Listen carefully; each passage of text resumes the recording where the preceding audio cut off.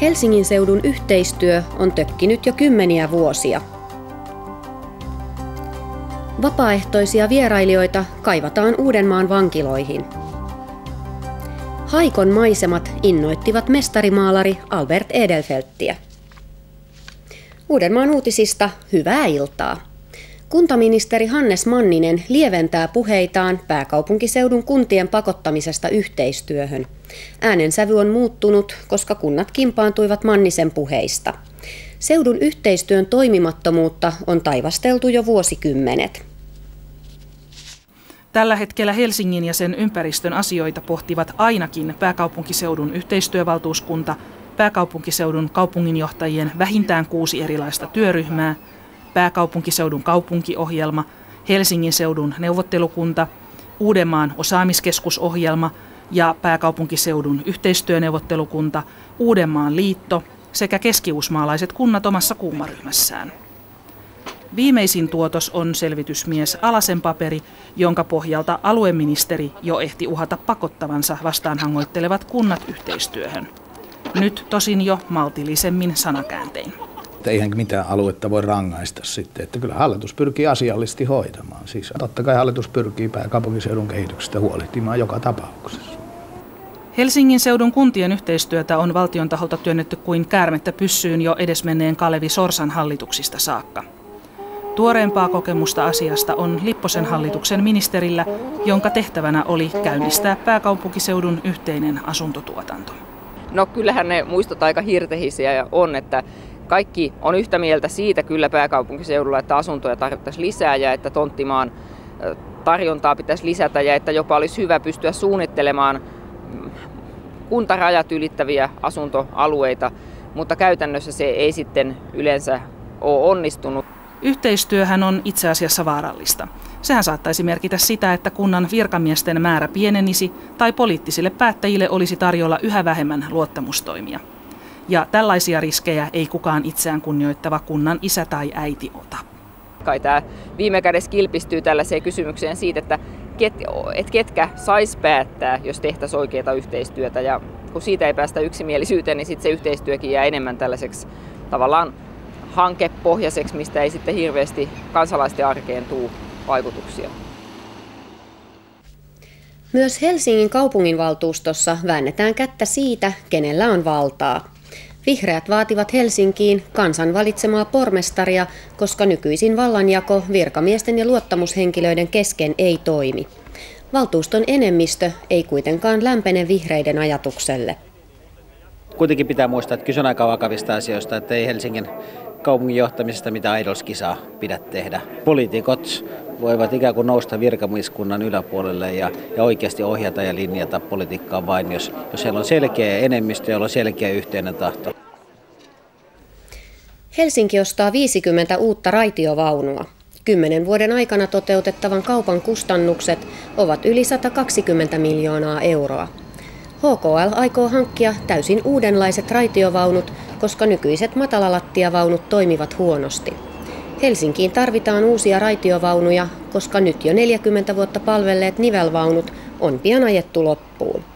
Lisäksi Helsingin raitiotieverkostoa laajennetaan Arabiaan, Ilmalaan, Ruoholahteen sekä Sompasaareen.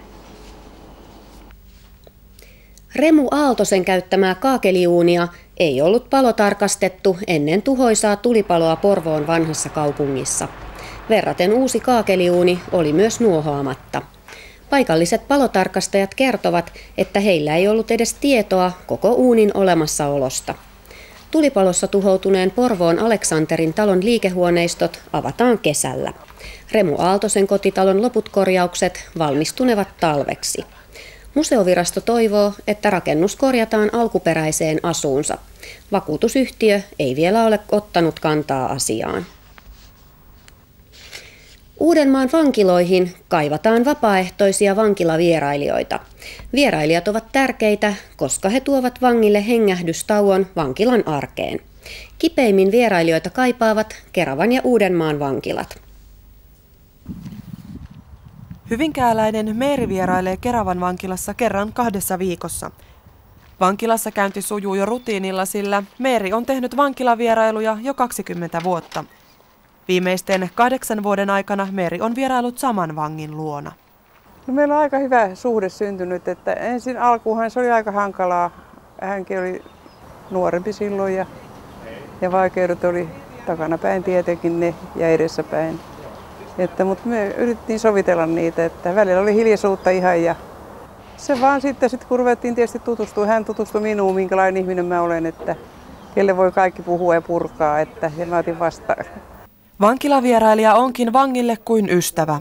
Vierailijalla on ehdoton vaitiolovelvollisuus eikä hän tuomitse vankia ihmisenä rikoksen laadusta huolimatta. No mitäs vaihdetaanpas puheena, että mitä sun kuuluu kotipuoleen? Tavallisesta ystävyydestä erotuksena on se, että vierailija ja vanki tuntevat toisensa turvallisuussyistä vain etunimillä. Ystävyys myös päättyy vangin vapauduttua. En mä ole pelännyt koskaan, vaikka mä kävin silloisessa Sörkässäkin, mä kävin siellä 12 vuotta. Niin mä ajattelen aina ihminen ihmiselle, että en mä ole pelännyt sillä lailla ihmisiä. Mä oon, jokainen elää sitä omaa elämää ja sitten kun se tulee toppi, niin sitten se tulee. Joo, hei vaan. Suomen Punainen Risti palkitsi Meerin tänä vuonna vuoden ystävätekopalkinnolla. Seuraavaksi Meeri suunnittelee vankilahommista luopumista, tosin vasta sitten, kun hänen vankilaystävänsä vapautuu.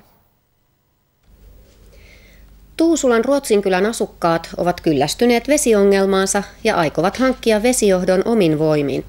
Alueen asukkaat suunnittelevat vesiosuuskuntaa, joka toisi kunnallisen juomaveden ja viemärit noin 80 talouteen. Tuusulan kunnan aikataulussa alueen vesijohto on aikaisintaan noin 10 vuoden kuluttua. Ruotsinkyläläiset suunnittelevat rakennustöiden aloittamista jo ensi vuonna. Helsinki odottaa vilkasta matkailukesää. Etenkin päiväkävijöiden ja risteilymatkustajien määrän uskotaan kasvavan edelliskesästä. Myös lapsiperheitä odotetaan lisää. Helsingin matkailutoimistosta arvioidaan, että varsinkin kesäkuussa hotellit ovat täynnä. Helsinkiin saapuu eniten turisteja Iso-Britanniasta, Saksasta sekä Ruotsista. Albert Edelfeltin syntymästä on kulunut 150 vuotta. Tärkeimpiä paikkoja maamme ensimmäiselle kansainväliselle taiteilijalle olivat Pariisi ja Haikko. Albert Edelfelt syntyi äitinsä kotitalossa Kiialan kartanossa. Jo täältä avautuvat maisemat kiehtoivat taiteilijaa. Tärkeämpi paikka oli kuitenkin Haikko, jossa perhe vietti kesiä. Tänne hän rakennutti atelieen vuonna 1883. Tämä oli sitä Suomea, jonne hän palasi joka kesä Pariisista toteuttamaan itseään sitä suomalaisuutta, joka häneen oli lapsena jo iskostunut täällä ruuneverilaisessa Porvoossa. Edelfeltistä on tekeillä TV-ohjelma ja hänen töitään on asetettu esille niiden maalauspaikoille. Näillä halutaan oikeastaan paitsi tuoda Edelfelt tietysti esille myöskin se, että ihmiset kiinnostuisivat ympäristöstään. Porvoohan on kulttuurimaisemaa parhaimmillaan ja tosiasia on se, että näin näitä maisemia elävöitetään uudelleen. Juhlavuonna on myös valmistunut kirja, joka kertoo Edelfeltin Porvoossa maalaamista yli 200 teoksesta. Vaikka taiteilija viihtyi hyvin Pariisissa, hän palasi vielä viimeisenä kesänäänkin Porvooseen. Hänessä toteutui se runoilija Tennysonin käsitys kosmopoliitista, eli maailmankansalaisesta. Paras kosmopoliitti on se, joka eniten kotimaataan rakastaa. Edelfelt kuoli Haikossa elokuussa 1905. Ja sääennuste lupaa aamuksi poutaa, mutta iltapäivällä pilvisyys lisääntyy. Lämpötila on yön jälkeen vähän plussan puolella. Iltapäivällä lämpötila nousee 10 asteen tuntumaan ja luvassa on sadekuuroja. Metsäpalovaroitus on edelleen voimassa. Tässä kaikki tältä erää. Lopuksi käymme Kontulan Ostarilla valokuvanäyttelyssä. Näkemiin!